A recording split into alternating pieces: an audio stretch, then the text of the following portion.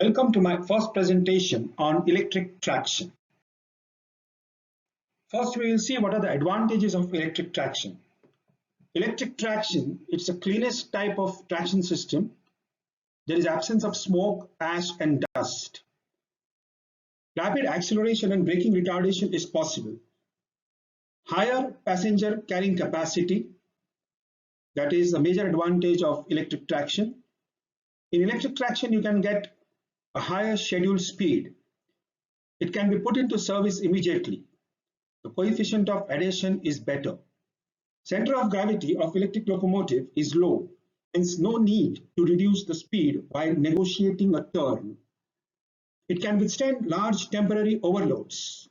Railway electrification encourages rural electrification. Electric braking is far superior than mechanical braking. What are the limitations of electric traction? The initial expenditure or investment for electric traction is higher. Failure of electric supply may paralyze the whole system. Telecommunication lines running along the tracks may experience considerable interference from the power lines. Severe statutory regulations concerning leakage currents from overhead conductors and the voltage drop in the track rails have to be followed. Next topic is what are the merits of steam engine drive. Steam engine drive, it's inherently simple. The speed control is easy. Initial investment is required. The initial investment that is required is quite low. It's cheaper for low density traffic areas.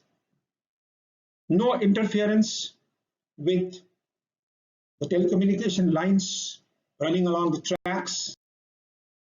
As compared to the merits, the demerits of steam engine drive are very high. First of all, its thermal efficiency is poor. There's a need for adequate supplies of feed water and coal at regular intervals. The coefficient of adhesion is low. Due to presence of boiler, the center of gravity is high, hence the speed has to be reduced before negotiating a turn.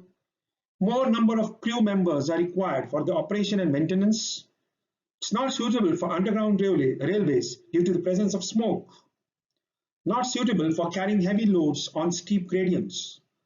Steam engine drive, not suitable for urban and suburban services where the distance between two stations is small.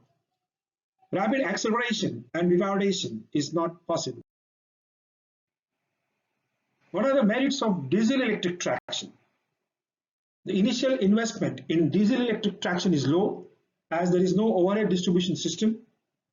It can accommodate more passengers than the steam engine locomotive or vehicle.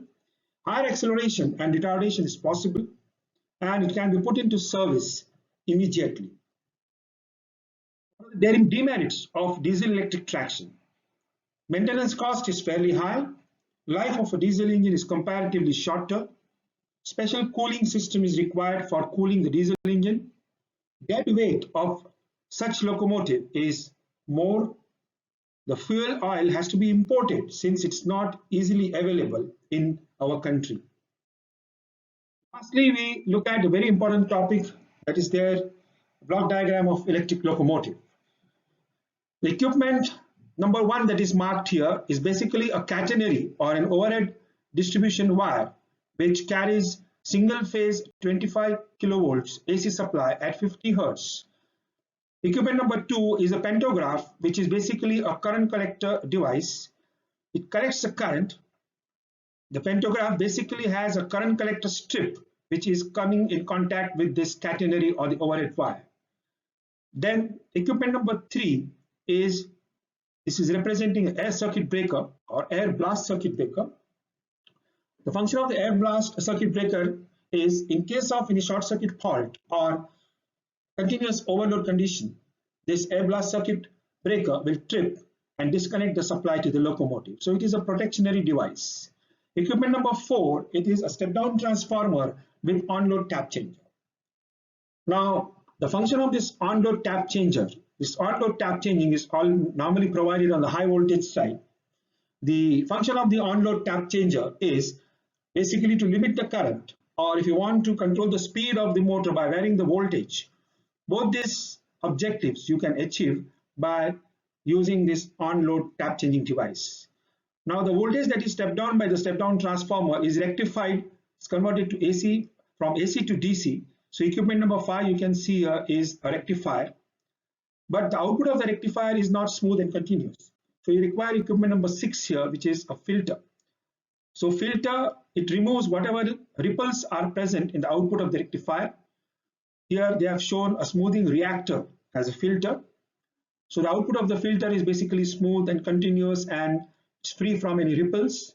This smooth and continuous DC supply is then given to the equipment number 7 here, which are the traction motors. Now these traction motors, in this case, they are the DC series motors, because the DC series motors, you will find that their electrical characteristics and mechanical characteristics are very good and superior, and that is why we can use the DC series motor for the electric locomotive. One of the important feature of DC series motor, we know that it has a very high starting torque. It can provide a high starting torque, and requirement of high starting torque is very much important for an electric locomotive. So this DC series motor then, it drives the wheels and puts the locomotive into motion. Now the entire block diagram here, the supply system that we have shown here, it is called as a composite system. That is, if you talk about the composite supply system, there are two types of composite supply system. One is the Kando system that you will see later on when we discuss about the Kando system in unit 5 and unit 6. And another type of composite system is single phase AC supply to DC, single phase AC to DC. So this is the composite supply that we are using here. That is, a catenary or the overhead distribution wire is carrying the single phase AC supply, but it is converted, AC is converted to DC by the rectifier here, and that DC is then used to drive the DC series motors. So the supply system that we have used here is single phase AC to DC, which is also called as the composite supply system. So I think we will stop here as far as my first presentation is concerned. Thank you a lot for listening to me patiently. Thank you.